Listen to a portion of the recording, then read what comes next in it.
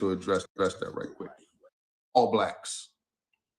So again, the indoctrination is not just happening with us, it's happening on the other side too. You must also have your white servants and overseers distrust all blacks. Now, what is a servant? What is an overseer? Those are not representative of the people that's implementing this. You must have your white servants and white overseers also perpetual orchestrators of it. They're not even necessarily aware that they're a part of this construct. They're being used, but used nonetheless, just like the blacks. But it is trust and depend on us. They must love, respect, and trust only us. Now, who is the person that most all black people, when don't nothing else hold them down, nobody hold them down, that they love and respect and trust, like who? Jesus. I don't care what you say. You got you a black person that love, respect, and trust Jesus, you're not going to pry that out of their hands. But as we found out, these people love King James and the Bible and what they're able to do with that narrative. It's tied into the deception and it's tied into the slavery and the indoctrination. So keep that in mind. Gentlemen, these kits are your keys to control. Use them. Have your wives and children use them. Never miss an opportunity. If used intensely for 1 year, the slaves themselves will remain perpetually distrustful. Thank you, gentlemen. It's a hell of an intro. Let's make a slave. The origin and development of a social being called the Negro. Let us make a slave. What do we need? First of all, we need a black nigga man and a pregnant nigga woman and her baby nigga boy. Second, we will use the same basic principles that we use in breaking a horse, combined with some more sustaining factors. We reduce them from their neutral state, or we reduce them from their natural state in nature, whereas nature provides them with the natural capacity to take care of their needs and the needs of their offspring. We break that natural string of independence from them and thereby create a dependency state so that we may be able to get more from them, useful production for our business and pleasure. And I got that line underlined because when I read it, and every time I read it, I almost get a lump in my throat. You know, because it's startling to hear somebody's willingness to do another group of people that they know are independent and capable, and their willingness to not only do this, but to teach children and women. You breaking them of their natural state too. You breaking that white woman and that white child from their natural state as well to implement this hate and this evil. So I'm gonna just read it again. It says, we break that natural string of independence from them and thereby create a dependency state so that we may be able to get more from them, useful production for our business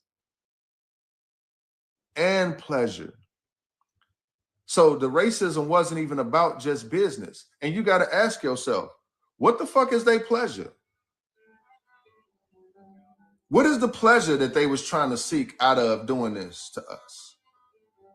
Because we know the business is the slavery. That's the cotton, the tobacco, you know.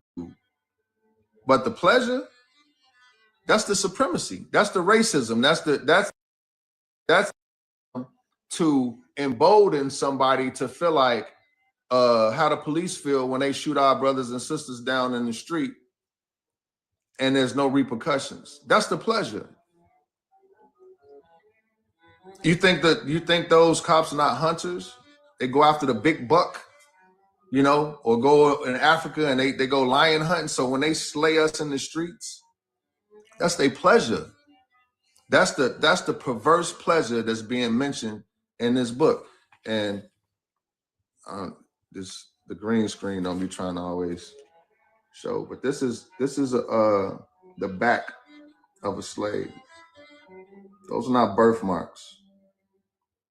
And if you look at his profile, it looks a lot like the profile of Abraham Lincoln. It looks a lot like the profiles that we see with Menelik and a lot of the other images that Yaju has brought out, with showing us the Ethiopian royalty. So yeah, that's crucial. So anyway, moving on. Cardinal principles for making a Negro. For fear that our future generations may not understand the principles of breaking both horses and men, we lay down the art. We lay down the art. What did I just tell you that black and white is? It's a value system in art. It's degrees of light and darkness in art. So slavery is an art form, and that's why the caste system was necessary, to bring those varying degrees of light and dark, those values, to overplay the values. 4, if we are to sustain our basic economy, we must break both of the beasts together, the nigger and the horse. We understand that short-range planning in economics results in periodic economic chaos, so that to avoid turmoil in the economy, it requires us to have breadth and depth in long-range comprehensive planning, articulating both skill and sharp perception. So, steel sharpens steel, right? So if in putting together this corrupt system, they use comprehensive planning and articulation of skill and sharp perception, that's what it's going to take for us to implement, to overturn it, right? Just like they petitioned to each other in the judicial system to bring about corrupt laws and redlining and Jim Crow and all those things, we're using petitioning to those same courts to overturn it. Okay, so we lay down the following principles for long-range comprehensive economic planning. Number 1, both horse, and before I say this too, I'm reading the book as is. I'm not mincing my words, but I know Brother Danny Yo Live got shut down for what you said. They called it hate speech or whatever. I implore everybody that still has your TikTok, go to the Facebook, the official Facebook page, the official Instagram page, the official Meta page, and the official X or Twitter page, and block those pages. That's going to take you off of their algorithm and put you back onto the old TikTok algorithm, which clearly I'm doing this somewhat intentionally to kind of test the waters, but clearly the original or the old TikTok algorithm is where you're going to get the raw stuff that, without the interruption. So you said basically to delete all those apps? No, don't delete. You can't delete them because they got official pages. You know how when you got an official page, you got a blue check? Yeah. Yeah, so go to the Facebook page with the blue check, and you go to that little curved arrow in the upper right corner and hit that, like you're going to share something or share that page, and it gives you the option to block. If you block those profiles, it takes you off of that Meta algorithm. Okay, I'm gonna try that and see how it go. But okay, that's what you said. It's a counts us on there. Okay, all right, cool. So if your TikTok is seeming kind of bland or different,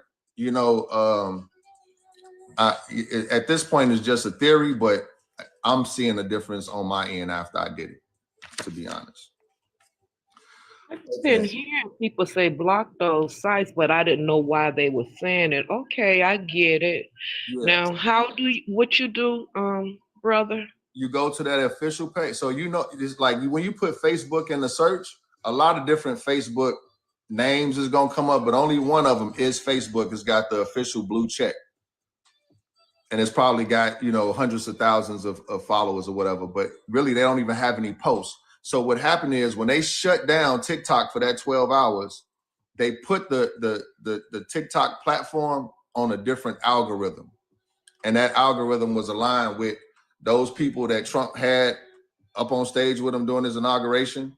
It aligned TikTok with those various algorithms. Now, I don't know all of the science. This was the post that I was listening to, what they said. By them putting us on the Meta algorithm, you would notice that your For You page was looking different. It just felt different. But once you block those pages, it puts you back onto the original TikTok algorithm. Okay, I got it. I was just wondering what was the reason. All they were saying was block Facebook and Instagram. Yeah, so that's the reason. What for? Yeah. So do you do this on the app, or you just go like search it on the internet and just go to their official website and do it on that? Or No, you do it from your app. You do it all from right, your, so run this your back. TikTok.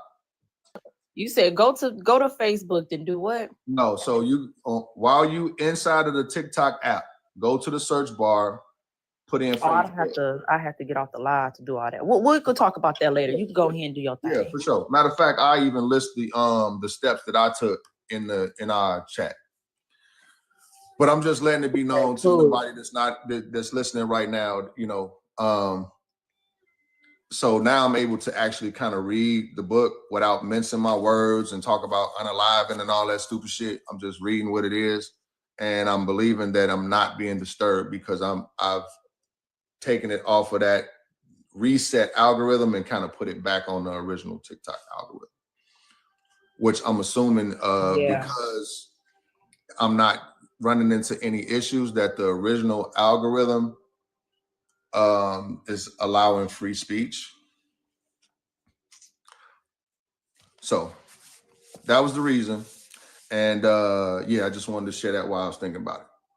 So I'm gonna get to these steps. Thank you. Oh, no problem, sis.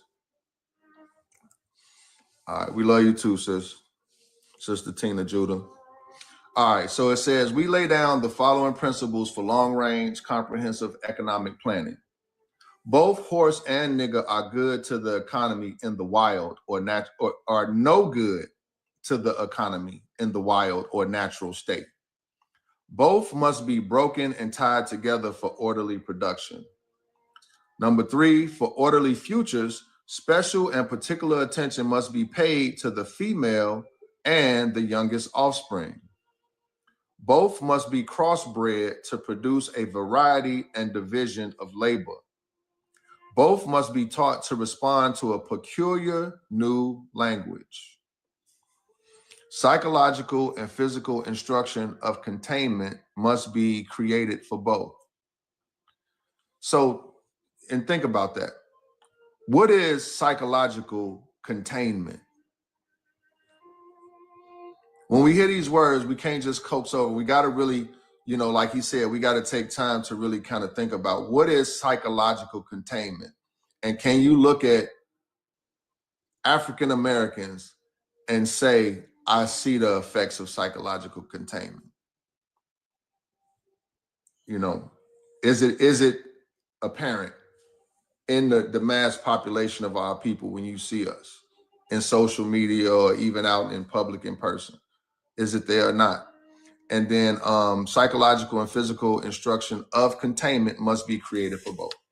We hold the above 6 cardinals as truths to be self-evident based upon the following discourse concerning the economics of breaking and tying the horse and nigger together, all inclusive of the 6 principles laid down above. In this society, in this economy, we are the horsepower for the dollar. We the horsepower for the dollar. And if America is considered, if the dollar bill is still the greatest currency on the planet, understand your role in that. Understand that the psychological containment means that we still are enslaved. Moving on. Note, neither principles alone will suffice for good economics. All principles must be employed for the orderly good of the nation. So, for the good of America, these things have to be the way that they are. Meaning that setting up a school, trying to build a Black community in this system, trying to, become a millionaire in this system. Everything that we do in this system falls under this construct, period. That's why we have to build our own nation. Everything we do under the current construct lends to the betterment of America and the Willie Lynch syndrome. Neither principles alone will suffice for good economics. All principles must be employed for the orderly good of the nation. Accordingly, both a wild horse and a wild or natural nigger is dangerous, even if captured, for they will have the tendency to seek their customary freedom, and in doing so, might kill you in your sleep. You cannot rest. They sleep while you are awake and are awake while you are asleep. They are dangerous near the family house, and it requires too much labor to watch them away from the house. Above all, you cannot get them to work in this natural state. Hence, both the horse and the nigger must be broken. That is, break them from one form of mental life to another. Keep the body, take the mind. In other words, break the will to resist. Now the breaking process is the same for horse and the nigger, only slightly varying in degrees. But as we said before, you must keep your eye focused on the female and the offspring of the horse and the nigger. A brief, and just know, in this book, they're not using no variation of it. It's Nigger, period.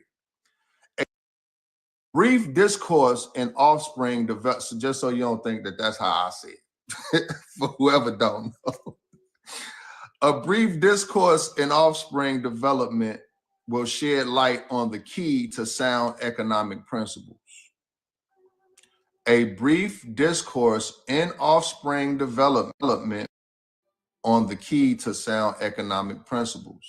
Pay little attention to the generation, but concentrate on future generations, thus introducing America's brand of slavery. Stay focused on the future generations. Therefore, if you break the female, she will break the offspring in its early years of development. And when the offspring is old enough to work, she will deliver it up to you. For her normal female protective tendencies will have been lost in the original breaking process. For example, take the case of the wild stud horse.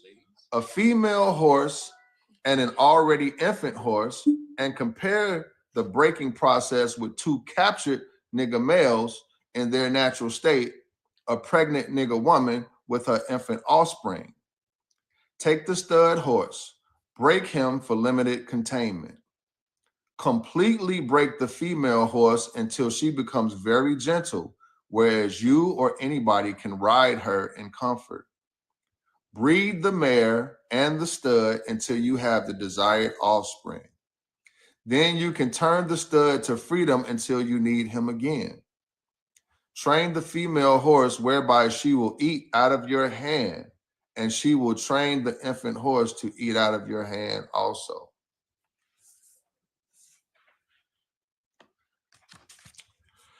When it comes to breaking the uncivilized nigger, use the same process, but vary the degree and step up the pressure so as to do a complete reversal of the mind.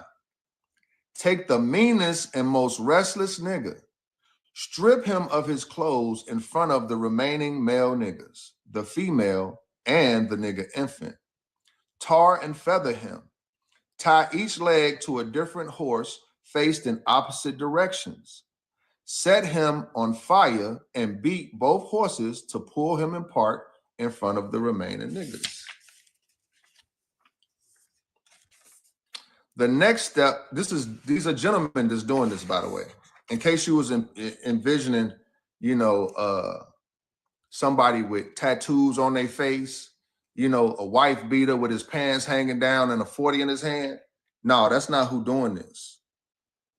That's not who's doing this to a human being. This is somebody in a suit and tie with a fucking monocle on, talking proper, looking official. Got their children, wives and children out there observing this and convincing them that this is natural, that this is the thing that you should do to this particular group of people. This is the person that's greeting you at the grocery store talking about good morning. Read that part again. Take the meanest and most restless nigga, strip him of his clothes in front of the remaining male niggas, the female and the nigga infant, tar and feather him. Tie each leg to a different horse faced in opposite directions. Set him on fire and beat the horses to pull him apart in front of the remaining niggas. The next step is to take a bullwhip and beat the remaining nigga male to the point of death in front of the female and the infant. Don't kill him, but put the fear of God in him, for he can be useful for future breeding. So these ones, they didn't even do nothing. They just witnessed this other situation. But for an extended measure, we're going to beat the shit out of them. Also in front of everybody, you know, right after we pull this one apart and do all that stuff, we're going to beat the shit out of this group so that the message is clear, you know. Then we, you know, set them broken off to the side for future breeding. Next page, the breaking process of the African woman. Oh, so now Willie is acknowledging that these are humans. This is a woman now, an African woman. It ain't a nigga. It ain't a black. No, it's an African woman. Okay, good for you, Willie Lynch. Let's see what he said.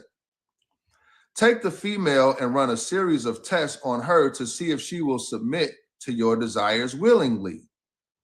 What does that mean to us as Black people? We can't go by color. We can't afford to cancel people based on race, because many people that look like us have been able to infiltrate us on us basing things on color when they was already bought and sold. So that would be the one that submits to the desires willingly. Test her in every way, because she is the most important factor for good economics. The woman is the most important factor for good economics. If she shows any signs of resisting and submitting completely to our will, do not hesitate to use the bullwhip on her to extract that last bit of bitch out of her. Take care not to kill her, for in doing so, you spoil good economics. When in complete submission, she will train her offspring in the early years to submit to labor when they become of age. Understanding is the best thing. Therefore, we shall go deeper into this area of the subject matter concerning what we have produced here in this breaking of the female nigga. We have reversed the relationships. Okay? Feminine men over strong ass women. This is what the planning was about. Reverse the relationships. In her natural uncivilized state, she would have a strong dependency on the uncivilized nigga male, and she would have a limited protective dependency towards her independent male offsprings, and would raise female offspring to be dependent like her. Black women dependent on their Black men and being satisfied, happy, having life, liberty, and the pursuit of happiness in their original roles as nature would have it. This is what they reverse, and this is what they break in. This is what we observe and see in our communities today. In her natural uncivilized state, she would have a strong dependency on the uncivilized, and they the ones using uncivilized. We were civilized as fuck, right? But anyway, in her natural uncivilized state, she would have a strong dependency on the uncivilized nigga male, and she would have a limited protective dependency towards her independent male offspring, and would raise her female offspring to be dependent like her. Nature has provided for this type of balance. We reversed nature by burning and pulling one civilized And now they calling him civilized. He slipped. He didn't say uncivilized. So apparently the biggest, meanest, stubbornest nigga that they had to pull apart was civilized.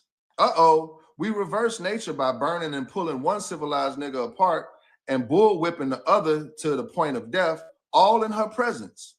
By her being left alone, unprotected, with the male image destroyed, the ordeal caused her to move from her psychological dependent state to a frozen independent state.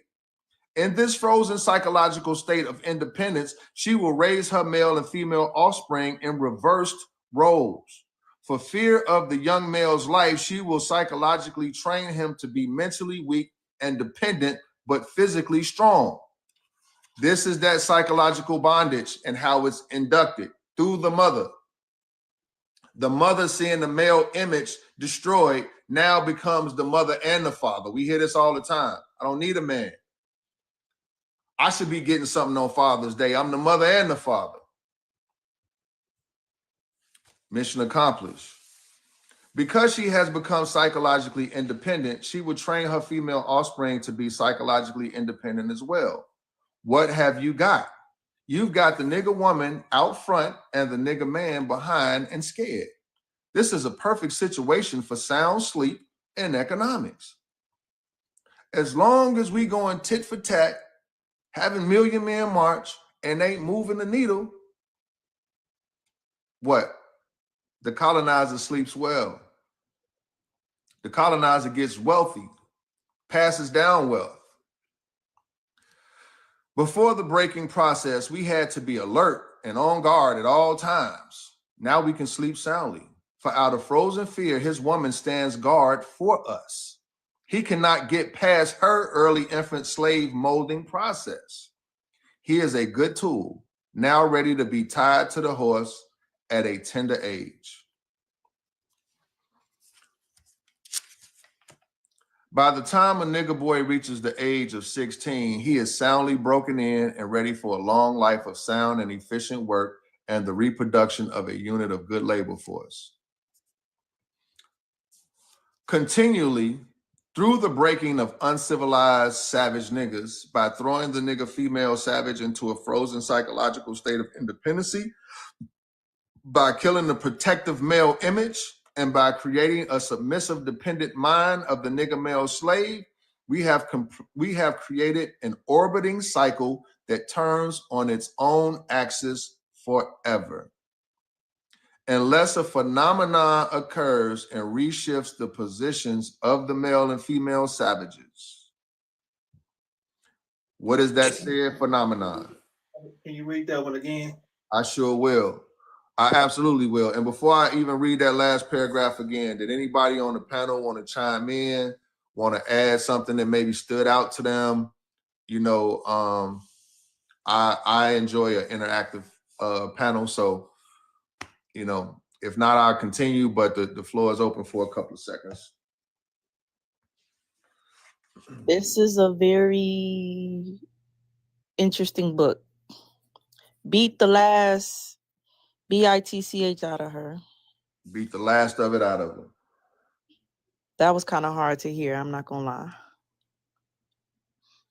Yeah. Amongst other things, of course, but to know that this book was really a plan and they really executed the plan is like, damn. Y'all was good as fuck. Yeah, they was efficient. Like a motherfucker. Like, damn. They handled their business. They really did that because that's what it's really like now. You know, it's kind of funny. My mom and my sisters just went to the Dominican Republic for my mom's birthday, and one of my aunts had texted my mom and said, "You gonna bring me back a brother-in-law from out there?" So my mom, she's in her 60s, by the way. She's like,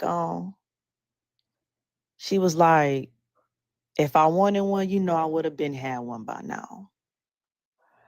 But I just thought about the fact that, like, that part that you read about being dependent, you know, I thought about the fact like, dang, you wouldn't want you a man. You wouldn't want somebody that can teach you.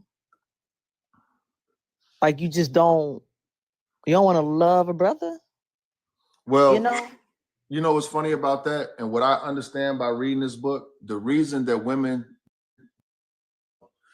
black women, you could kind of say universally in America, have the view of raised them.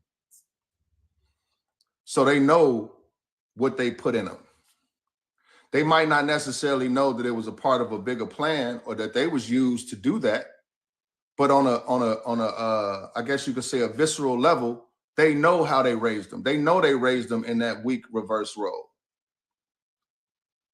So at the time of maturity, when that man is no longer the boy, you know, it's the relationship is already established. This nigga can't stand out front and protect me. He don't have the tools.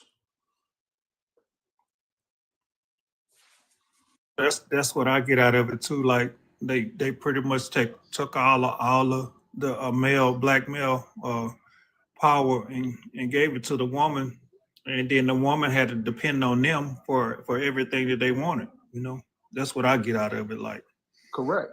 Yeah. Correct. And then, but at the same time, the woman is she's not in the end club either, because the white overseers and the white servants are not even in the end club. But when you start dealing with these levels of hierarchy, you know, it's like it becomes clear that at the bottom of the bottom is the black man, because the most important person in the group for economics is the woman. Why? Because she produces the baby. She incubates the seed and brings the new round of slaves. So we need her in the right mind so that she raising that child to be in those reverse roles. She gonna raise the woman to be a strong black woman. She gonna raise the while he's cute like a puppy, she gonna dress him up like she do a girl, you know, keep him cute, keep his head nice, deal with his bullshit, you know. But by the time he become a teenager, he ain't really developing those mentally on those male things. She know what she created. So at the end of the day, that woman that he meets, this 21-year-old guy, when he meet a young girl that's 21, she's come under the same training that he came under. So we're coming together knowing that we're coming together with these reverse roles, but not understanding the psychological containment that's attached to it. But on a you could say a self-perseverance level, the woman know that the man is not equipped. He has no power. He has no power and or authority to do anything for me that I can't do for myself. That's the road that I was definitely going down. I could do it by myself. You know, that was my mind. Because, I mean, that's what I saw growing up. I wasn't raised in a household where a man was there doing stuff. I was raised in a household where I saw women doing everything, honestly, even my aunts, the woman. So, you know, like, you know, I got cousins and stuff like that. You know, they do for their families. But, like, as far as in the immediate household, I've never seen that. Right. I ain't never seen a man do for a woman in my household. I've always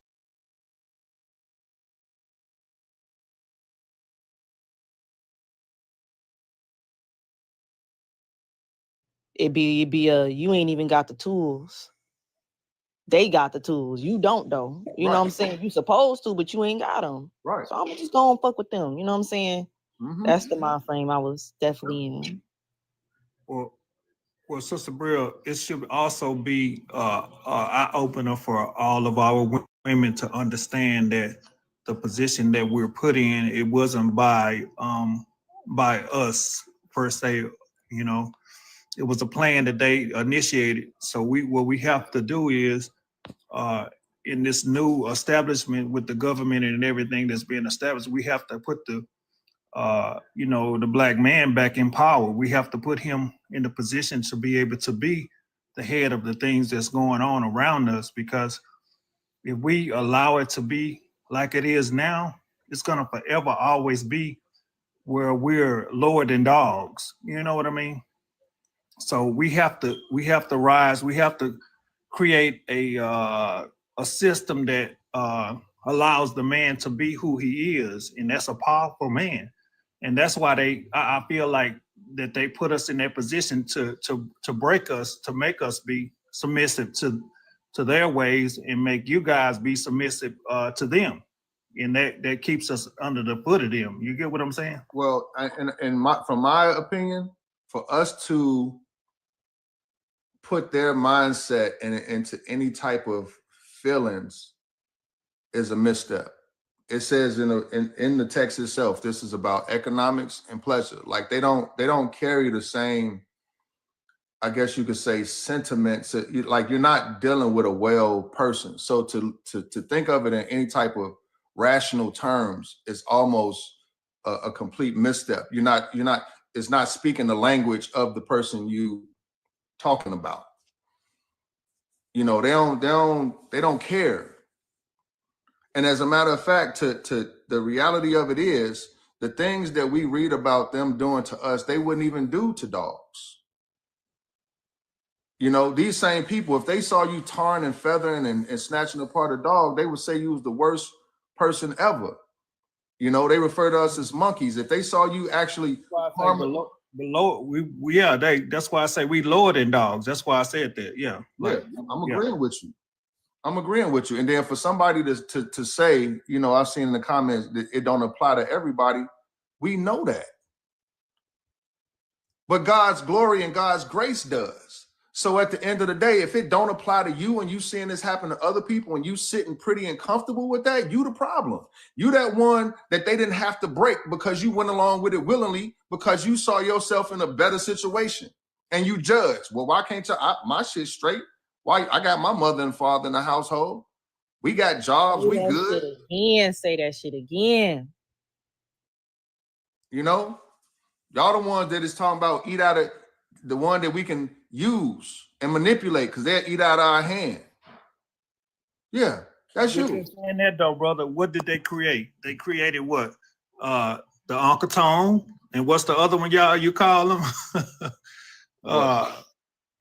You know, I can't think of the other one, but you know, it's along the. I said, or you talking about? Yeah, you said two of them. I remember on the last one you said Uncle Tom, and the other one was something else. I can't remember what it was. Oh, it'll probably come. I don't know. Yeah, but it was basically just saying that, you know, they beat us, you know, and they put us in submission. That's pretty much what it is. And if you can't see that, that's what you are, you know. Right. Now, again, we have to remember, if there wasn't a government supporting these people doing this, those men standing there watching them do this to one of their brothers would have beat the shit out of these people. Our people would have went ape shit seeing them doing these things to us. But we were informed through whatever the mode of communication was. Whenever there was an uprising, it probably was a mass slaughtering. Whenever there was any type of rebellion, there was a mass slaughtering. Families were separated. You had more tarring and feathering. So, and these mass slaughterings wasn't the civilians that was actually the slave owners. These are government officials coming in and deputizing regular civilians. What's happening today, though, brother? Just in a different manner.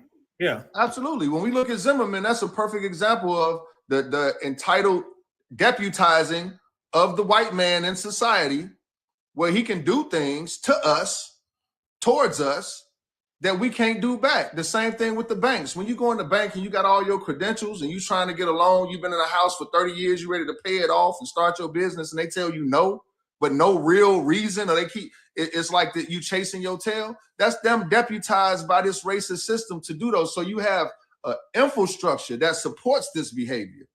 It's not just because the guy holding the whip wasn't the biggest. It wasn't some big oversized, like they try to show you in movies like Troy, like, oh, they were so dominant, we were scared. No. But we forget that they had the propaganda that came with it. So when you look at the propaganda, you see Uncle Sam standing upright, and then you see black people small and looking like little primates and shit like that. Like, so it was a lot that was happening at once. Like we said before, they was handling their business. All the wheels was turning, all the cylinders, all of the sparks was firing on the same cylinder type shit. All the cylinders was firing, however you say that shit. Like, it was a full court press. Our people did not just sit by docile and say, well, we gonna just take it. The government, the U.S. government, as stated in the beginning, gave the support, gave the resources, and put the battery in the back for the people to do this to us. For good economics, for them, for their business, and for their pleasure. All right, so I'm gonna hit that last paragraph one more time. Continually through the breaking of the uncivilized savage niggas by throwing a nigga female savage into a frozen psychological state of independency, by killing the protective male image, and by creating a submissive dependent mind of the nigga male slave, we have created an orbiting cycle that turns on its own axis forever unless a phenomenon occurs and reshifts the position of the male and female savages. We show what we mean by example. Take the case of the 2 economic slave units and examine them closely. And they gave a little glossary in the back.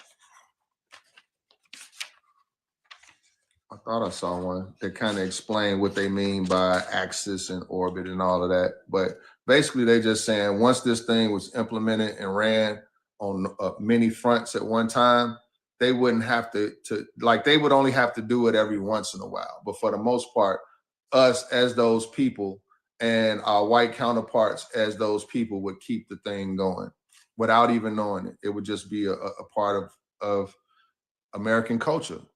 This is literally American culture in a nutshell. The enslavement and servitude of African Americans. So the next page, the Negro marriage unit. We breed 2 nigga males with 2 nigga females. Then we take the nigga males away from them and keep them moving and working. Say the nigga female bears a nigga female and the other bears a nigga male. Both nigga females being without influence of the nigga male image, frozen in an independent psychology, will raise their offspring into reverse positions. The one with the female offspring will teach her to be like herself, independent and negotiable. We negotiate with her, through her, by her, and negotiate her at will. The one with the nigga male offspring, she being frozen with a subconscious fear for his life, will raise him to be mentally dependent and weak, but physically strong. In other words, body over mind. Now, in a few years, when these 2 offspring become fertile for early reproduction, we will mate and breed them and continue the cycle. So now we're talking about PDF file. All right, have a good day. Love you. So now we're talking about, because it says that now in a few years, when these 2 offspring become fertile for early reproduction, what age is the body developed enough to reproduce? 12, 13, 14? Who oversees? Somewhere around there. Somewhere around there, right? So who overseeing these children and mating them? The owners. It's got to be the slave owners, huh? Right, right. So again, now we're getting into the PDF file mindset that also comes along with this sick program. They already got it going with you got a stud, one nigga going around impregnate the women and then send him off till we need him to come back and do it again, because he make pretty babies. He makes strong babies. That's that nigga. And we had the same mentality today. The dude that ain't shit, you know what I mean, that go around and is not reliable on any other level, is the one that got the most babies in our communities. the upright nigga that keep a job and is trying to be righteous, he boring. He might have a wife. He might have a children. So guess what? As the populations go on, is the populations being filled by the righteous or the unrighteous? It's just something to think about. So, where were we at? We're talking about the offspring. Now, in a few years, when these two offspring become fertile for early reproduction, we will mate and breed them and continue the cycle. That is good, sound, and long-range comprehensive planning. And another sad thing about this is, you taking young men and young women and you mating them. So now that the babies that they having don't have parenting. So the slave owner becomes the owner and the parent.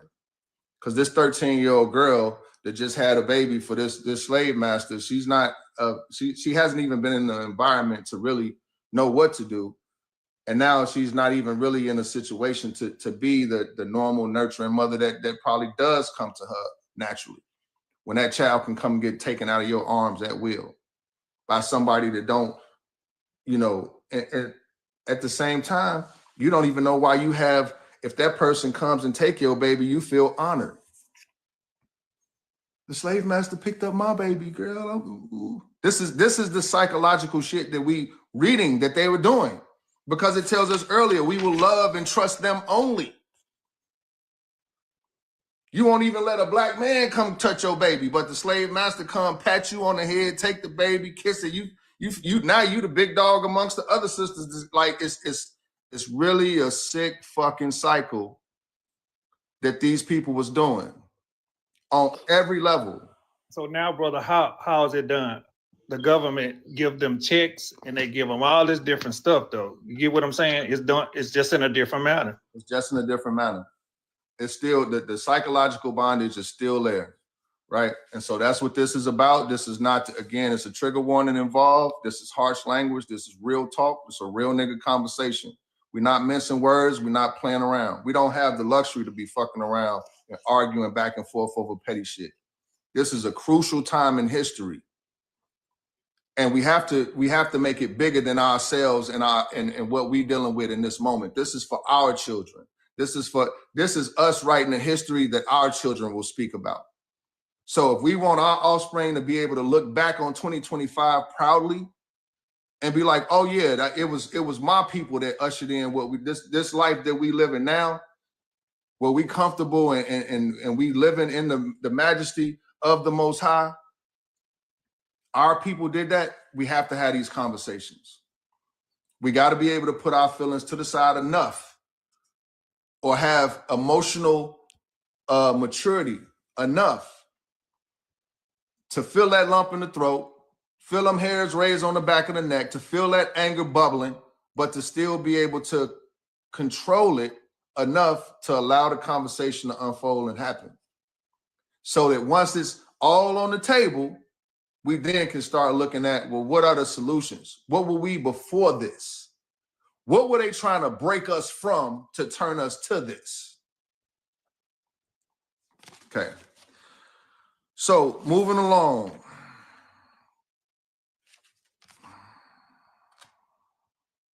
Let me make sure I'm on the right page.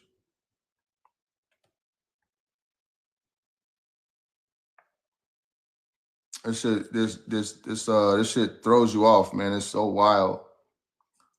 But yeah, that is good, sound, and long-range comprehensive planning. Okay, so warning: possible interloping negatives. That's a mouthful. What does that mean? Possible interloping negatives. According to Willie Lynch, earlier we talked about the non-economic good of the horse and the nigger in their wild and natural state. We talked out the principle of breaking and tying them together for orderly production. Furthermore, we talked about paying particular attention to the female savage and their offspring for orderly future planning. Then more recently, we stated that by reversing the position of the male and the female savages,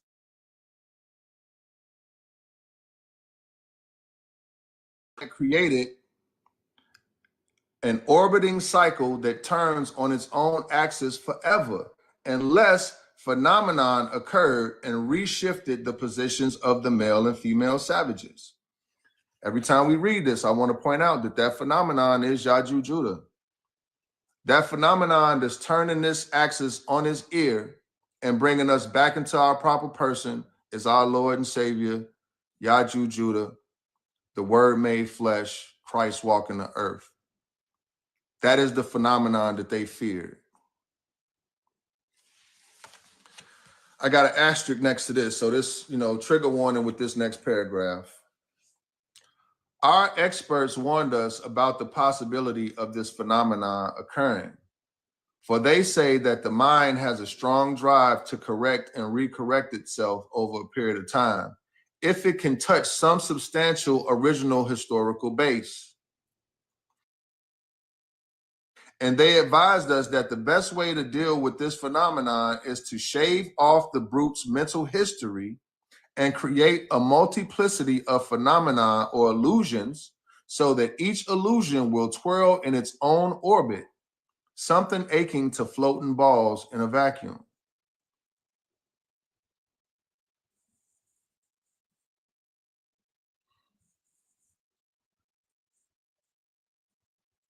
That definitely sounds like astrology, don't it? I mean, it don't astrology reach out and snatch you up when he described it like that? Mm-hmm. Astrology. A multiplicity of phenomena or illusions, so that each illusion will twirl in its own orbit, something akin to floating balls in a vacuum. Now, this is the first time that I actually even paid attention to this part. But if you notice, the spheres that make up the tree of life, they're not floating around detached from each other like orbiting balls in a vacuum. They are all actually interconnected and interrelated. So this is what they wanted to disrupt, the order that we was in, so that they might create disorder and disarray and illusion. It's my first time even really putting that one and two together, but yeah, I'm gonna keep reading, man. This creation of a multiplicity of phenomena or illusion entails the principles of crossbreeding the nigger and the horse, as we stated above, the purpose of which is to create a diversified division of labor, the results of which is the severance of the points of original beginnings for each spherical illusion. The results of which is the severance of the points of original beginnings for each spherical illusion. Now, I'm gonna pause right there. We on page 23. Everybody kind of remember that for me, because I know sometimes in the breakdowns I can lose my spot. But we on page 23 of the Willie Lynch. And I had that underlined. It said, the results of which is the severance of the points of original beginnings for each spherical illusion. Once again, if you notice, on the tree of life, the points of connection are not severed. And the reason that I was pointing that out is it made me think about the first sphere that each sphere on the tree of life begins with is it's called the law of Amen, or Nil, or you could say the highest thought, or the most high, the God mind, right? And we're not talking about a Christ consciousness. We're talking about the invisible creator of all things, that omniscient energy, that invisible source that moves matter in the physical world, moves people, writes its message in the hearts of its people.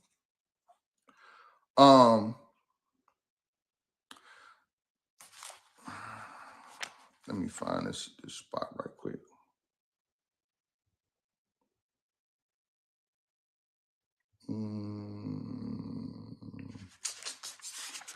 Let me find this.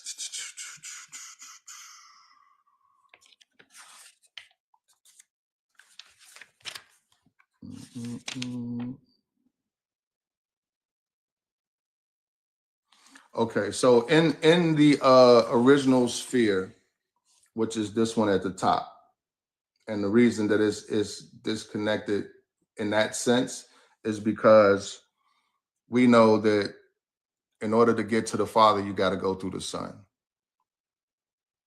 right? Everything else has got the channels that's connecting it.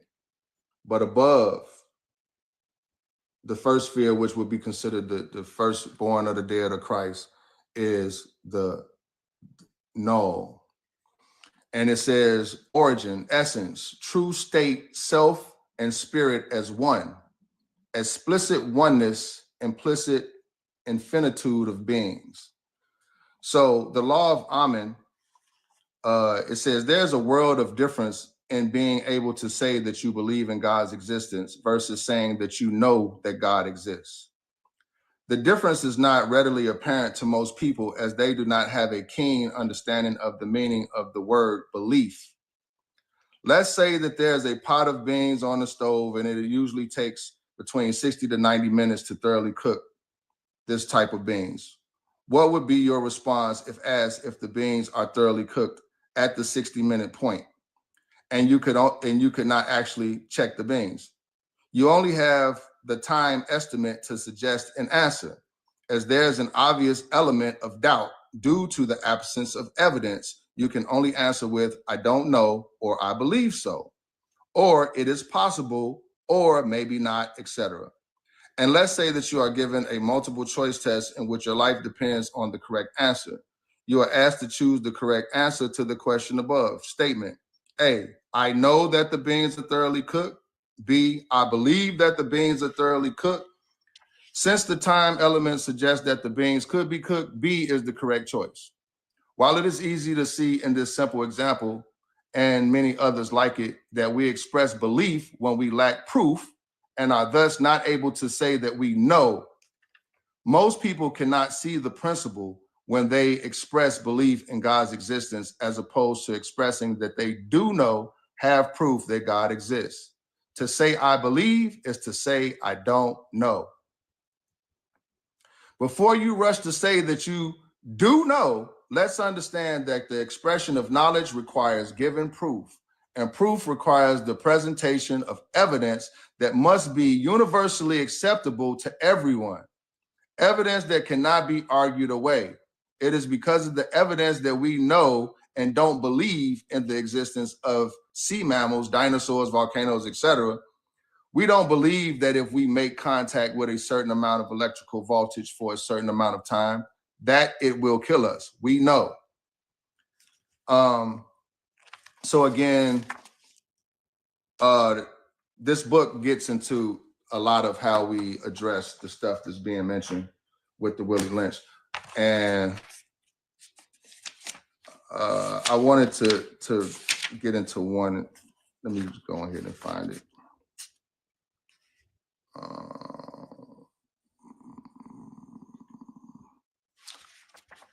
I'm gonna have to do a color coding of highlights so that when I come on the panel, I can hop right to stuff. But anyway, what I was getting to is the nature of the first sphere, which is Asar, A-S-U-A-R, is that because we are all connected on a certain level, somebody can't be against you because they are you. They are a part of you. They are a part of who you are, which is what I was trying to tell a sister in the comments who I blocked and I rejected from. I don't need none of that negativity in the comments, but I was trying to let her know, those of us that feel like they're an isolated case from the Willie Lynch and therefore it doesn't apply to them, they don't understand the principles of Asar. The principles of Asar is that we are all one. We are all connected. Nobody can be against you if you are all people, meaning the empathy that would be within you wouldn't allow you to see others suffering while you eating and doing well. That's that interconnection that they broke and put us into this orbiting axis of balls in a vacuum. So just to kind of point out again how this book ties into the correction of a lot of the conditioning and training that we got from this book. I'll have my notes better next time though. Technically, this would have been the time for my panel, but I'm gonna keep it going so that I could finish the Willie Lynch and get into some of the Mayak, you know, this the bounce back from the TikTok reset. And as y'all see, when you get off of those particular algorithms, the live hasn't been disrupted at all. I'm pretty sure you probably wasn't nowhere near this type of language on your live, huh, Dan? Oh, sir. They shut his live down for playing King's, one of King's videos. We reading everything directly out this book. They still ain't, you know, so just in case you was wondering if that little change in your blocking those new algorithms helps, I think so. All right. What page was we on? 23. 23. All right, for sure. Thank you. All right, so 23. This creation of multiplicity of phenomena or illusion entails the principles of crossbreeding the nigger and the horse, as we stated above, the purpose of which is to create a diversified division of labor, the results of which is the severance of the positions or the severance of the points of original beginnings for each spherical illusion. Since we feel that the subject matter may get more complicated as we proceed in laying down our economic plan concerning the purpose, reason, and effect of crossbreeding horses and niggers, we shall lay down the following definitional terms for future generations. Oh, here go the terms I was looking for. Orbiting cycle means a thing turning in a given pattern. Axis means upon which or around which a body turns. Phenomena means something beyond ordinary conception and inspires awe and wonder. Multiplicity means a great number. Sphere means a globe. Crossbreeding a horse means taking a horse and breeding it with an ass, and you get a dumb, backward ass, long-headed mule that is not reproductive nor productive by itself. Crossbreeding niggas means taking so many drops of good white blood and putting them into as many nigger women as possible, varying the drops by the various tones that you want, and then letting them breed with each other until the circle of colors appears as you desire. Now, once again, when you're dealing with gentlemen, gents, Tory, when they say something like putting them, crossbreeding niggas means taking so many drops of good white blood, they're not talking about taking a needle and taking blood out of their arms and then injecting it into their slaves. That's not how they put the good white blood into their slaves. And we're not even gonna get graphic, but put a 1 in the comment if you think you know how they was putting that good white blood into slaves.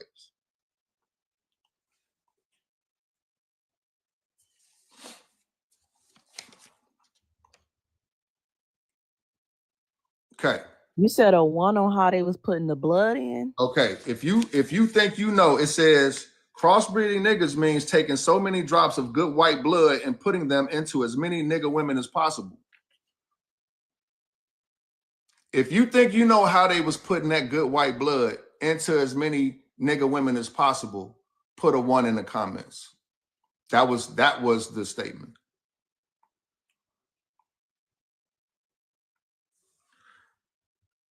Now, to show you that we all in one accord,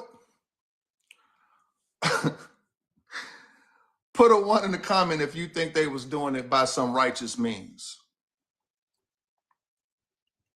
If you think they had a nice clinic set up where they was extracting blood from themselves and putting it into the women, you know, Bright Eyes had the last one I saw from the last comment. Oh yeah, 2 exactly. It was not righteous. What you meant, like if we actually knew how they was doing it? Oh, we know how they was doing it, sis. Well, how y'all? Cause I can't get a visual for that. Okay, so they was graping them. What's that? What's graping? Mm-hmm. That's what it sounds like, but it's, you know, a violation of a woman. So they was doing graping, but with an R, Yes, ma'am. and they was taking they blood from the No, woman. this is what I'm trying to tell you is, and they slick tongue and they forked tongue in this writing for the white women that read this, they putting good white blood into their nigga women. To not be offensive to their women, they putting it in these terms. But what they really doing in the slave quarters to put that blood in them is how you normally make a baby. Okay. Are you with me? You understand what I'm saying? Yeah, I got you. So basically, they was creating a mulatto class through violating the slave women. So technically, based on how they try to present black people as being not human, you could say they was even open to bestiality. A lot of it, because it says to put as much, putting them into as many nigga women as possible. It goes back to that pleasure part. Yeah, there's the business of crops. There's the business of labor. But it pleasures us to be able to put this good white blood into them. And we gonna make it a pretty picture and say, we just doing this to create various tones of labor. We want a color spectrum. So we just gonna add a little couple of drops of our white blood. This is what you tell your wife when you're a slave master, when you're about to disappear for a couple of hours into the slave quarters. I'm going to take care of business. I gotta, it's science. And I also remember that that was part of the submissiveness too. Now, remember from the beginning when you read that about that, them, making us, get in order, their order. That was part of it, Correct. And these women, that's not to say that within the slave quarters themselves, that there wasn't men and women that was coupled up as husbands and wives, or maybe even had families. So they doing it the same way that they did what they did in front of the slaves with the man. They doing this in front of the men with the women. We want you to see us doing this to your women. We want you to know what happened and then see a mulatto child come out of your wife. We want you to notice. Okay, we don't want you to miss any of this authority that we exert over you, because the government is giving us the impetus and is giving us the authority to do this. Nothing will happen to me if I do this to you every day. If I do this to your daughter in front of you, ain't nothing gonna happen, nigga. Try to do something. You saw what I did to your father, your brother, your cousin still limping around here missing a foot. Play with me.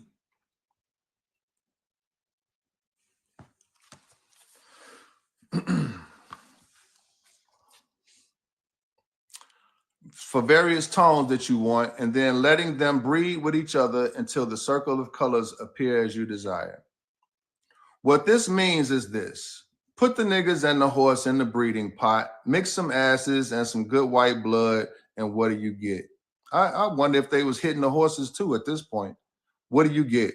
You got a multiplicity of colors of ass backwards, unusual niggas running, tied to backwards ass long-headed mules. The one productive of itself, the other sterile. The one constant, the other dying. We keep the nigga constant, for we may replace the mule for another tool. Both mule and nigga tied to each other, neither knowing where the other came from, and neither productive of itself, nor without each other. All right, moving down to, we on page 25. We got 3 pages left. Bear with me, y'all. Again, trigger warning for anybody just coming in. This tough talk, real nigga conversation. This all has to do with who's ready to build a nation. Who's ready to bring their gifts and talents to the new nation to help build it up. We need every aspect of government to build this nation. Everybody is not given the same gifts. You know what the Most High blessed you with, you know, and maybe what you have as a gift, because of these things, you was never able to bring it to the forefront. You know, you might be a mechanic, but you got a insatiable way of reading the stars. You might be, you know, you might be a great scientist, but by proxy, you like me, you just pick trash up in people's complex or some shit like that. You know, and there's no shame in putting in your day's work and labor to take care of your business and pay your bills. But what we're saying is, in this new government, in this new righteous government, this new nation, racism will not be allowed. Classism will not be allowed. The caste system will not be allowed. These are things that are not welcome and not allowed in God's righteous government, because that's not how he created us to be. All of these constructs of real people that the colonizer created through the Willie Lynch, all that's going to die out. That's going to fall off. It's going, you know, it's not going to be the culture of the United Kingdoms of Negus. It won't, because we have a righteous leader. You know, our God is good.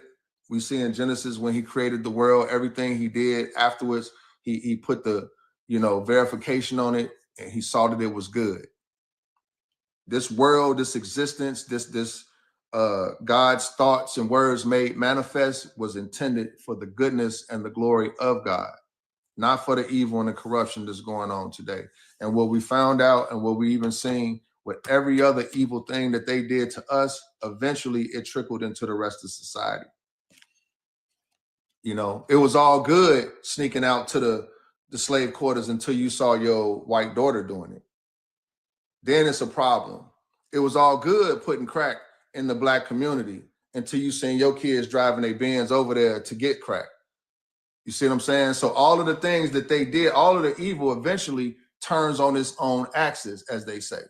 And you find out that nobody's exclusive from the results of it. You know, so again, just like it always turns every time, you know. So just like the Most High is no respecter of persons, neither is the devil. You know, and that's one of the things we have to understand, is the reestablishing of ourselves as Black men. You know, and I direct a lot of my, I guess you could say, fiery baptism towards my brothers, because it is going to take a different type of testicular fortitude for us to actually put aside the fear that was instilled in us to stand up against this power construct. We have to understand that we're not powerless. You know, we have to understand we were selected for a reason. Out of all of the different groups, why were we selected to carry this? Because our forefathers were the ones that they was in these positions of authority at one time. But what did the sons of God do? They came down and they saw the daughters of men, that they were fair, and took them as wives. And they became great men. We're talking about the way that we dealt with our relationship with God versus the information of man. We started building golden calves and monuments to ourselves. Them being able to do this is the result of our forefathers doing. So the correction of it will be the result of our doing for the generations that come after us. It's that simple. All right, so moving on to page 25.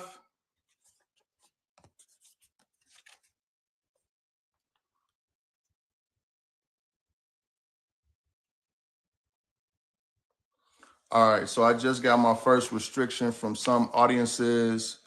I will dispute it when I get off. Can y'all still hear me, the ones that's here? Yes. Okay, cool. So we can hear you. All right. So I did just get my first restriction. I don't know if it was somebody in the audience. Whoever is a moderator, if you see anybody in the comments that actually is against us or against this message, I ask you to block and remove them, because I can't catch all of them. My panels are no longer for the people that's just outright going against Yaju Judah. You know, anything derogatory towards nation building, that going, I'll remove them.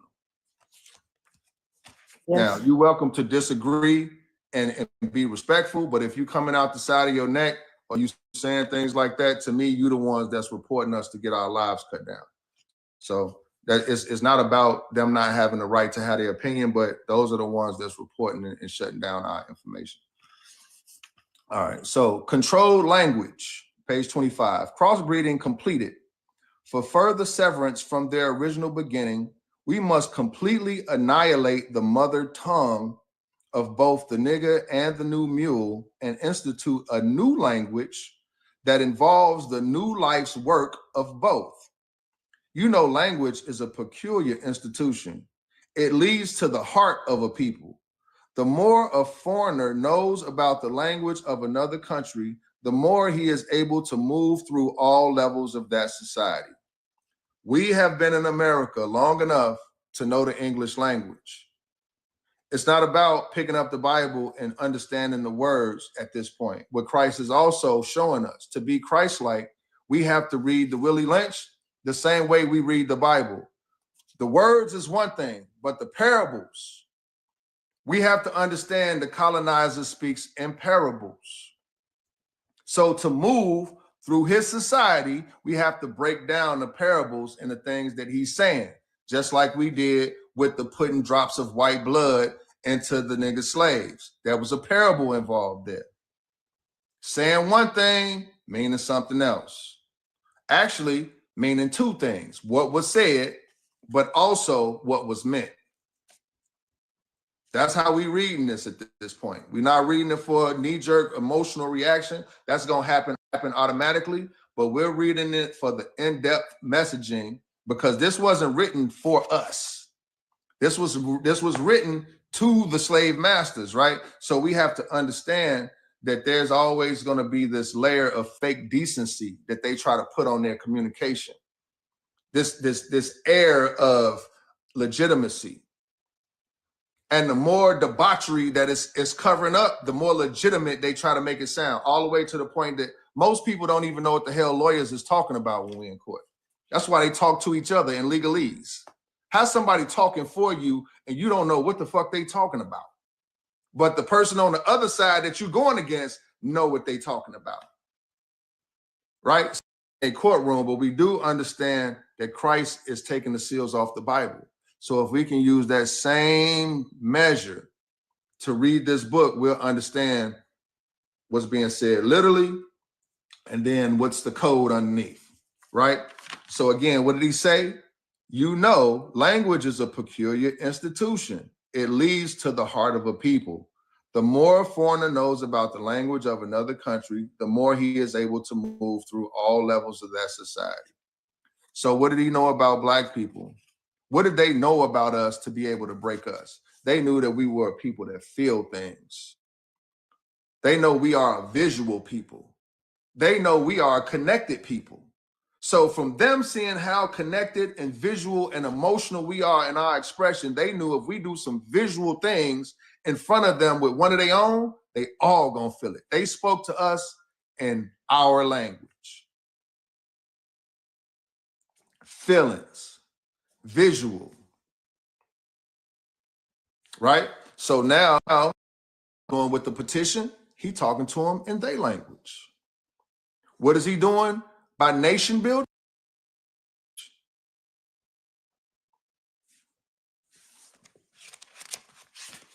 And now we're moving through their society.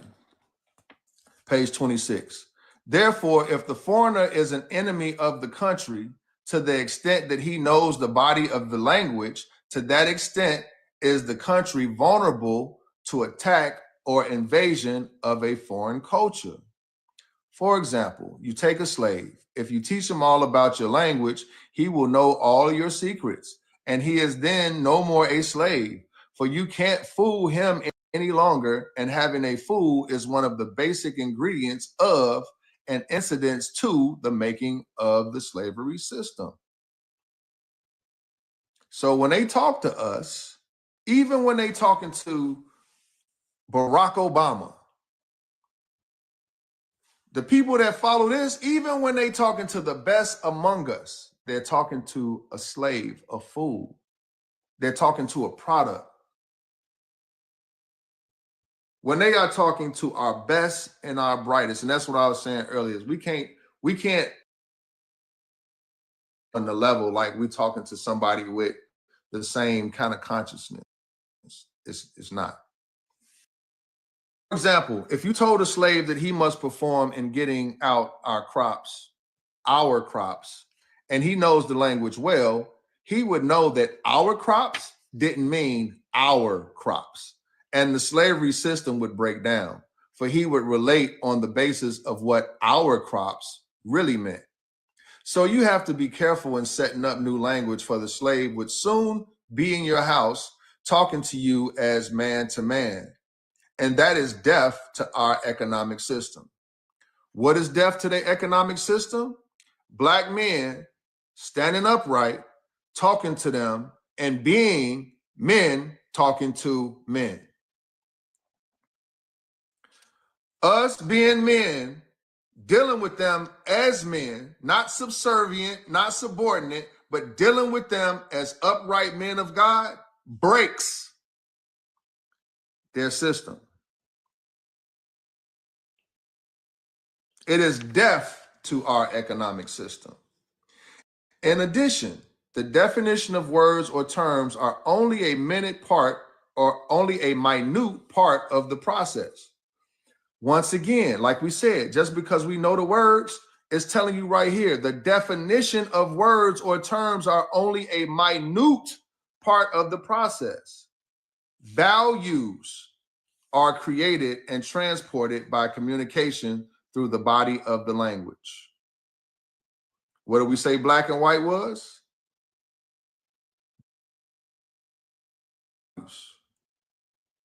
In this art of colonization, they deal with values. They deal with language, not for its meaning and the definition of terms, but for the message, the communication that's being sent to the heart of man.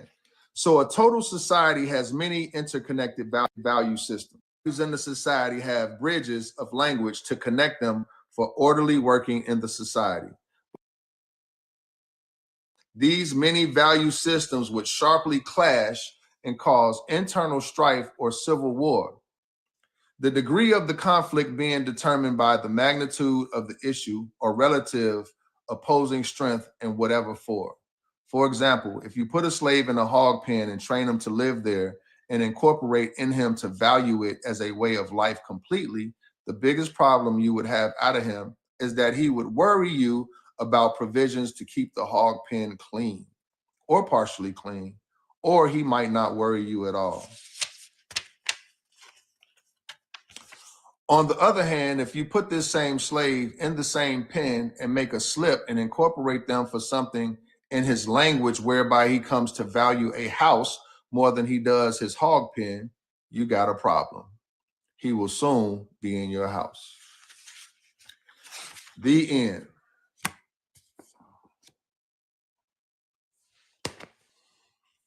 That's the Willie Lynch letters, y'all. That's the whole book already? Or you still got more to go? No, it's only 28 pages. That's the whole what? book. That's the whole book. That's the whole book. But it's had a lot of information in it. Oh yeah. Small. Oh yeah. You know, a crack rock ain't big either, but it done tore up a lot of people's lives. This is a little dose of hate that's done a lot of damage for generations and generations. A lot of us in their houses today too. Oh yeah. They weren't looking for that to happen. Not at all. You know, but now we got to unify because we don't learn their language. We know their secrets. Everything is on the table. It's exposed. And so now, you know, any separation that we have between us over the definitions of words versus the intention behind it is willful ignorance. You know, any getting out of, we have a common enemy that has a bigger picture involved is self-sabotage. So we got to look at this building a nation thing as something that's very, very important, you know. And we have to understand that Yaju Judah is that phenomenon that Willie Lynch had concerns about happening that would turn all of this upside down. So if you want to know where to get this book, I'm on Wednesdays and Fridays from 10, supposedly to 12, but starting at 10. So you ain't necessarily got to buy the book. I'm not really trying to, I mean, obviously you can go on Amazon and probably find it, but the purpose of this is not to push people towards buying the Willie Lynch book, as much as to come together collectively as a community and have a discussion about it, you know, and to really get an understanding. Mirror and to what does the Bible say in 2 Timothy 2:15? Study to show yourself approved unto God. Start to really examine ourselves and to see if we are entertaining the highest thought. You know, if we really are trying to be on that narrow path, or, you know, if we just faking the funk. This discussion is again, it's not to get a bunch of people spending money with Willie Lynch to, you know, you want to go spend that $15. You know, you could go to the website, www.yajujuda.com, and invest that money into the GoFundMe to build a nation. You know, but as it was voted on this morning, we're going to keep the Willie Lynch alternating. Shit, as long as the panel was going, that's what this panel was going to do. We're going to delve into this book. You know, we're going to take these violations on the chin and keep it moving. But also, like I said, I haven't made the highlights in the Mayat book to really give you some of the breakdowns of the various orbs and how they connected to each other. But Mayat, or the 42 negative confessions that I read, is actually sphere number 4. So that 42 negative confessions only represents one sphere on this whole Kemetic tree of life. And all of the orbs or spheres are interconnected. So if you're getting the 42 negative confessions out of just one, just understand that each sphere represents, you could say, a body of thought that helped to maintain a righteous society. You know, these were teachings that came down from great scholars like Ptah and, you know, people that was in Timbuktu when, you know, coming into our community, it was like being on a university campus. You know, we were into the sciences and we were into, you know, mathematics and all of the things that made our societies great. These were the things that we were under these orders when they came from overseas and saw us in our natural state. So how do we become slaves? We thought, oh, they just came and dominated us and started snatching us off the coast. No, our leadership was willing to make trade and exchange with this new person that was coming on board. We didn't know their agenda because that's another part of their language. That's another part of the colonizers' language. What do? They send in the what are the people called that bring Bible teachings? They send in the missionaries, the white missionaries, mind you, because again, most missionaries don't know the mission. They know that they want to be righteous. They know they want to be right with the Most High. You know, usually tree huggers and people that love God and love humanity, good people going in to teach about Christ and God. And what does that do? You bring something foreign like this idea to a community, it's going to divide the community because some people going to hear you, like your message and agree. Some people are not. Once the division is made, you report back to whatever government you missioning for. Would you just say America? You're an American missionary in Africa somewhere. You know, you're receiving government funding to be able to travel and do these things, or your church or organization is receiving this funding. So you report back to the church. Yeah, I would say half of the people, they accept Christ. They love Jesus just like we do. But half of them, they don't want to do it. Either they voodoo or Islam or they something else. To who? The government. Now the government mobilizes the army. Time. Anybody that's not with us is against us. They savages.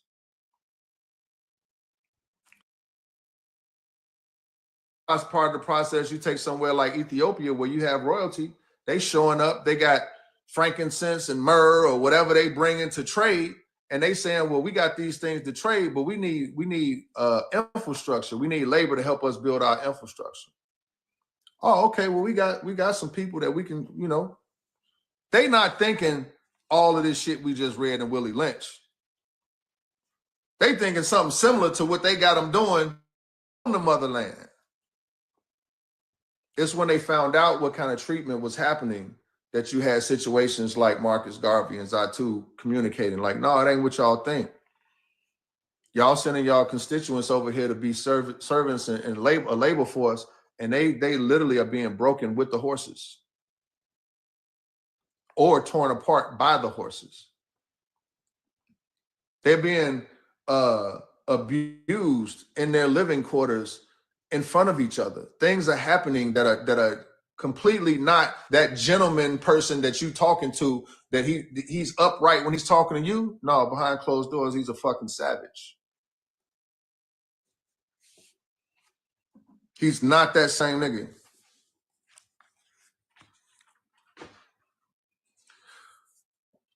And again, these were the forefathers. Most of the America celebrates on the 4th of July, and when we put our hand over our chest and saying a pledge and all of these different things, a large percent, a majority of them fit into this, supported this. So again, I'm not trying to push anybody to go buy the Willie Lynch so much as to continue to come back to this platform. Peace, twin. Come back to this platform. Continue to interact. Once I figure out how to actually operate the panel, we can have more open spaces for people that's not currently with us to come up, ask their questions and dialogue. For the Saints, y'all know the floor is always open for you to, speak your mind and say what you want to say.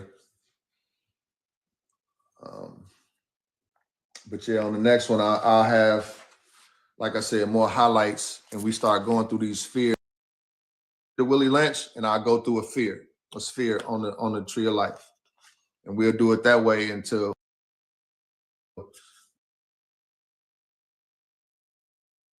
again. But for now, just to kind of go back to where we started before I close it out, I'm gonna just read the 42 negative confessions. Again, these 42 negative confessions only represent the sphere of Mayat, which is sphere number 4. And they go as such. I have not committed sin. 1. I have not committed robbery with violence. 2. I have not stolen. 3. I have not slain. When you read in this and it's saying I have not, is that the confession, them saying they have? Okay, No, I just want to make sure. It's called a negative confession because you're saying I have not. So the practice of saying this, just say at the top of the morning, you go through you say your saints pledge, 42 negative confessions. And then at some point throughout your day, you come across a situation where without that extra input, you may cuss somebody out, or you may wake up on the wrong side of the bed and just be shitty for no reason, right? But as you're going through your negative confessions, and then it says, I have not been, there's one that talks specifically about just being mad for no reason. The negative confession is, I have not been mad without cause. So it brings you into the remembrance of like, oh, okay, I am kind of being shitty for nothing. Let me chill out. Or I have not stolen. So you in a situation, you see somebody's shit just kind of sitting there, the negative confession, the conviction on your heart to the negative confession, you would, think twice. Like, ma'am, you left your purse. Okay. I follow. Okay. Anybody else kind of have a question about the negative confessions or don't really understand why I'm reading this or think that this is bullshit? I don't need to add this to the back and forth. you know, if not, I'm gonna continue where I left off, which was number 5. And I'm reading a negative confession and then saying the number afterwards. It's just easier. I have not stolen food. It's number 5. I have not swindled offerings. 6. I have not stolen from God or goddess. 7. I have not told lies. It's 8. I have not carried away food. It's 9. I have not cursed. 10. I have not closed my ears to truth. 11. I have not committed adultery. It's 12. I have not made anyone cry. I have not felt sorrow without reason. I have not assaulted anyone. 15. I am not deceitful. I have not stolen anyone's land. I have not been an eavesdropper. I have not falsely accused anyone. 19. I have not been angry without reason. 20. I have not seduced anyone's wife. I have not polluted myself. I have not terrorized anyone. 23. I have not disobeyed the law. I have not been exclusively angry. I have not cursed God or goddess. I have not behaved with violence. I have not caused disruption of peace. I have not acted hastily or without thought. I have not overstepped my boundaries of concern. I have not exaggerated my words when speaking.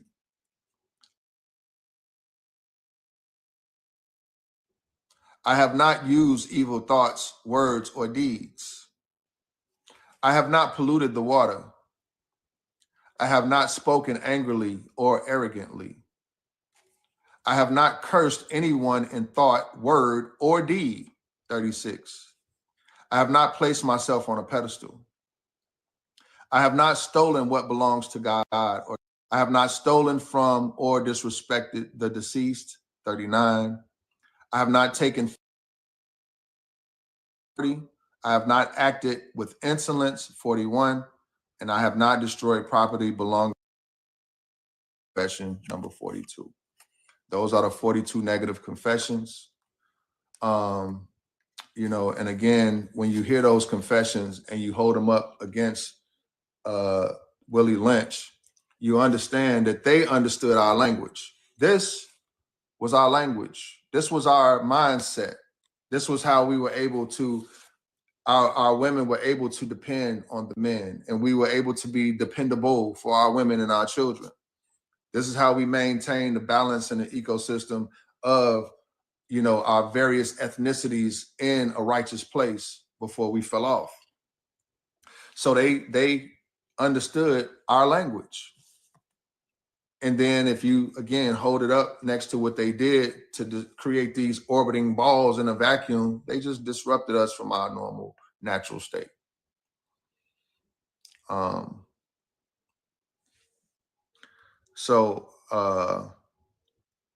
Yeah, that's basically what we have for today.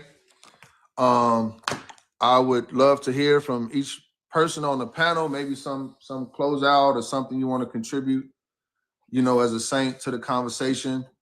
You know, in case anybody that follows you saw you live and came over, something you want to contribute, you know, just looking for some closing statements before we wrap it up. Say, Oh, go ahead, Parker. yeah, I really liked the Maya book. It kind of helps me. Like when you was reading those 42, it helps bring remembrance to keeping a righteous, well, like a righteous lifestyle. And like if you was to have those in remembrance, that's definitely I think a good thing to be spreading to the brothers and sisters. I really like it. I really like the book, and it does correlate to the Willie Lynch because it's the exact opposite of how they almost like the way I see it, they almost create an algorithm Mm. in the mindsets of the people through the brutal ways that in the ways that they did the things you read about. So, but I appreciate you and everything you did bring out today. For sure. Appreciate you as well, brother. Thank you for that.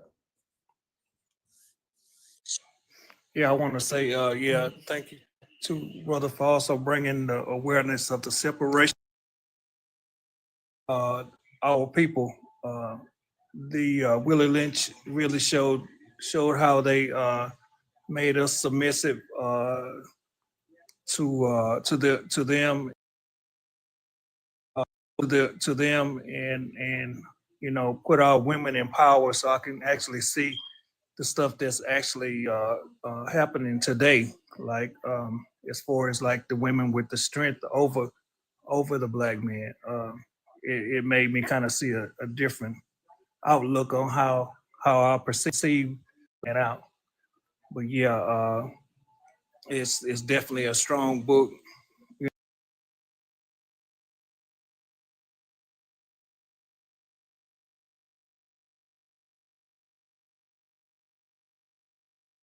Or whatever it is, was really strong. And yeah, thank you for actually bringing it out so people can see the reason that we're in the situation that we're in right now. What I got out of it, it helped me show me how I raised two.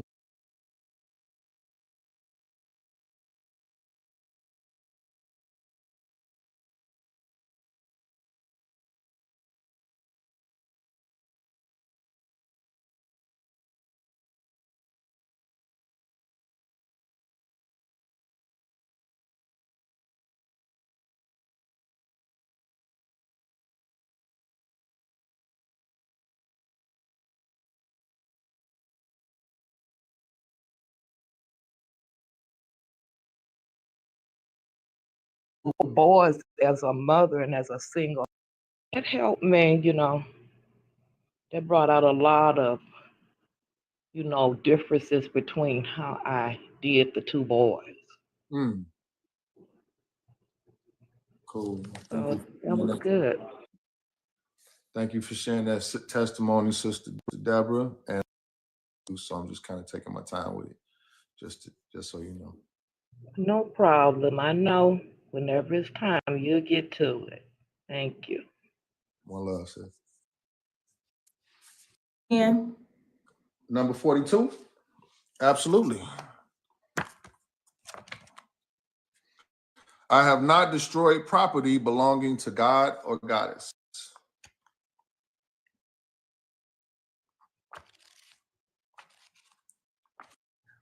What you read today, the information that you brought out. Sorry about the echo, y'all. I'm in the bathroom. I ain't gonna lie to y'all. I'm just kidding. So, but what you brought out today just helped me on my healing journey. And it helped me see some more. Like I was already seeing. You know how some things, maybe not now for y'all, or maybe so, but some things I be genuinely trying to figure out what that means and what's the understanding of it. Especially now has really been a time where I really have been looking inside myself. Like I always have, but there's been a lot of questions. Before I was reluctant to asking questions because I didn't know what I was even trying to figure out. But I've gotten a whole lot further.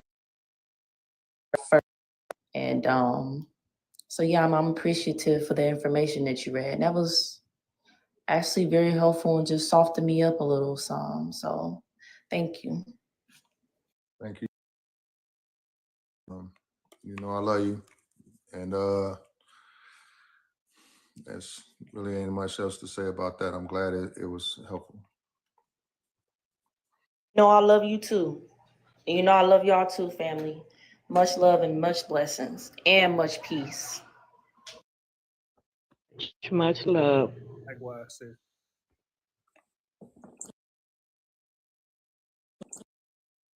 42 was part of the fourth spear. Yes. So with these 42 spread throughout the four corners of the earth once the government is established? So, you know, I can only really stand within the present of the ministry that I'm bringing. And it's because, you know, like I said, when I met Yaju, I wasn't heavily in the spiritual, I guess you could say, journey, had left from more into a personal and what it kind of meant to be a Black man. Like I was treating being a Black person as my religion. So for me to actually be able to say if these things will be verbatim what'll be used, I can't stand on that. But I hope so, because again, these were some of the tenets that helped me to be prepared to even meet Yaju, you know, and upon meeting him, be able to accept that he was Christ. Because a lot of this information, if you practice it, you'll find that you more righteous than you were, and probably more righteous than a lot of your surroundings, because you have these things in your arsenal to kind of draw off of in the moment of things. So I could see how it would definitely would benefit if it was part of the kingdom moving forward. You know, and if given the opportunity to petition that to Yaju or, you know, even a family, like, it's something that I would definitely vote for myself. Yeah. I hope that answered your question.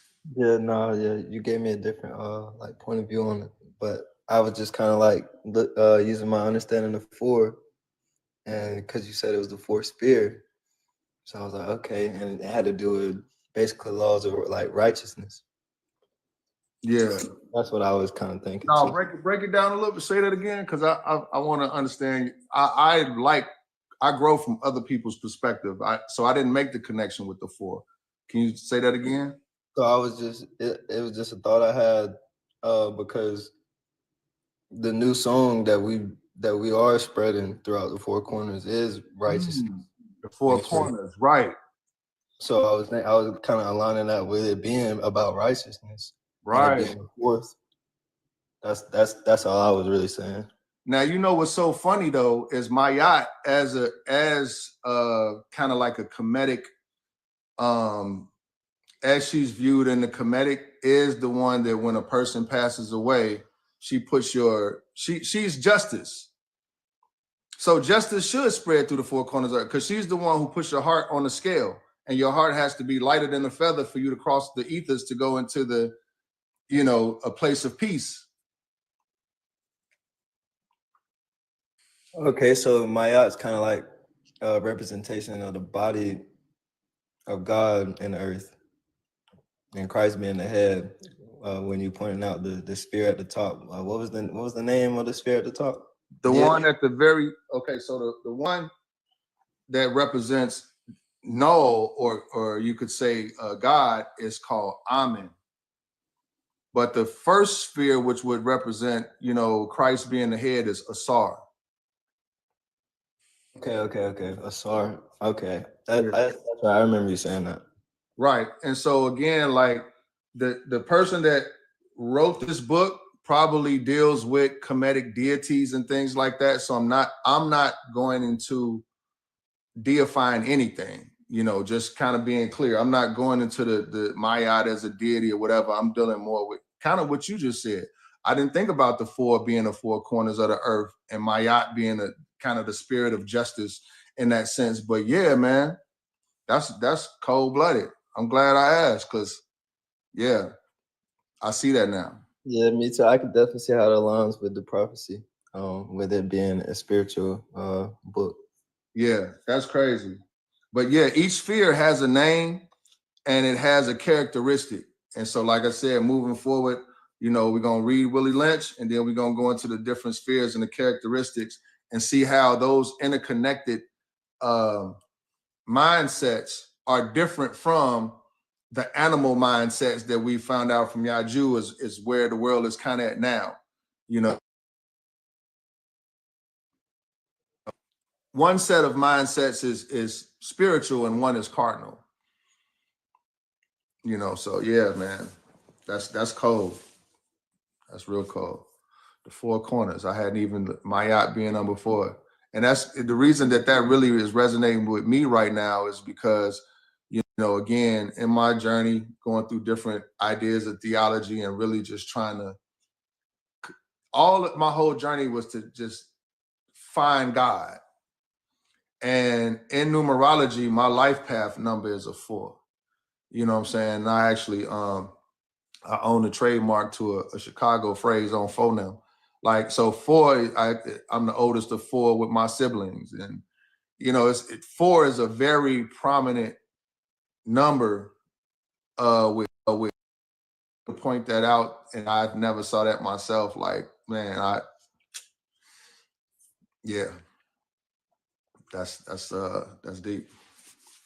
Yeah, hey, one question too. So you said Wednesdays and Fridays is when you go at what was it like 10 to 12? I started 10, but since the reset of the TikTok, I'm not gonna limit it to 12. And do you record your lives and stuff and put them on YouTube? I actually just started realizing that TikTok automatically records the live. I didn't realize that. So now that I know that, I am gonna start doing that. Okay, I was just wondering for anybody that might miss one, or maybe if I might miss one of the next spears or whatever, you can go to another site and definitely still get the information on what's being brought up. For sure. Yeah. Matter of fact, I'll make sure that I'm doing that, bro. That's 1 thou. Wow. Yeah, the 4 corners and my yacht and it. That's dope. Brother Danny, Brother Gucci Man, did y'all have any words of wisdoms to impart before we close out?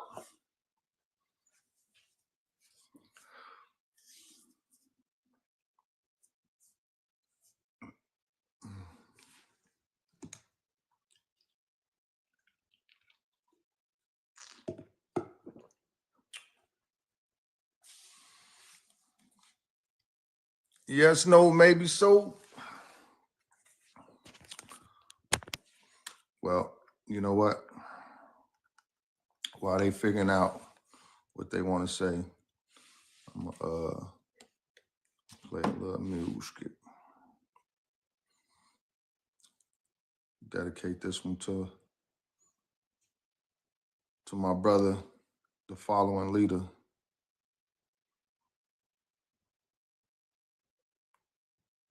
So woo. Woo, woo.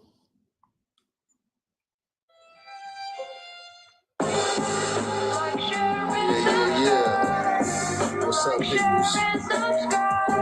Where my likes at? I'ma wait till some more y'all get in here before I get started. But while you waiting, man, go ahead and hit that like button. You know what I'm saying? Share this. Subscribe to the channel. And hit that little bell so you get a notification. When the clouds are the grayest and the sky's the darkest, when the world is the coldest and the times is the hardest, know the Most High is present through the eyes of His artist. Let me paint a picture for you that'll move your heart the farthest from the pain. Feeling drained from the politics and games that never cease. There's no peace, more bodies in the streets, terrorized in our home by our own damn police. Make you think why I live if I could die and be in peace. Why starve when in prison niggas eat? No brainer, why face the world alone when I can ride and be a banker? Yeah, America is home, but I feel like a stranger because the laws don't protect me, so I'm constantly in danger. I'm never really living if I'm always preparing for the day I gotta fight to survive the wrath that can, or something like that, you know what I'm saying? Yeah. Like, share, and subscribe. Like, share, and subscribe. Like, share, and subscribe. Like, share, and subscribe. Like, share, really, like, share, and subscribe. You know, just withstand and keep taking it. Keep taking it. to the mothers and the fathers and the brothers and the daughters and extended family members that's in no specific order. Listen up, this is it. It's a blitz on the real. If you ain't with the shits, you should split. We don't wave no white flags. We get all up in the mix. We got bricks, we got stones, we got sticks. Words can never hurt them, so they say, but they gon' say whatever to whoever, however, and whenever that it fits. I never call it quits. I call it how I see it in this bitch. I walk it how I talk it. I stand on real shit, and I'm never gonna get off it. I ain't afraid of death, but I still haven't lost it. I move like a boss, and my lanes will never cross it. Keep it moving to the end. Me numb like my arteries is frozen. That's the cost of being chosen when your views are agnostic and you guarantee. Like, share, and subscribe. Like, share, and subscribe. Like, share, and subscribe. Like, share, and subscribe. Like, share, and subscribe. Like, share, and subscribe. Like, share, and subscribe. Like, share, and subscribe. Like, share, and subscribe. Like, share, and subscribe.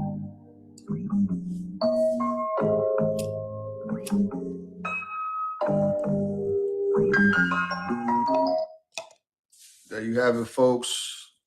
Like, share, subscribe to the live. We're going to catch y'all on the next one. Go to www.yajujuda.com to help support Building Our Nation. Okay, brother, don't forget to put that in the WhatsApp to show us how to block Facebook and Instagram. All right, for sure. Peace and blessings, everybody. There you go. One love. Peace and love, Peace and family. love, Peace and love. saints. Peace and love. Peace and love. Love.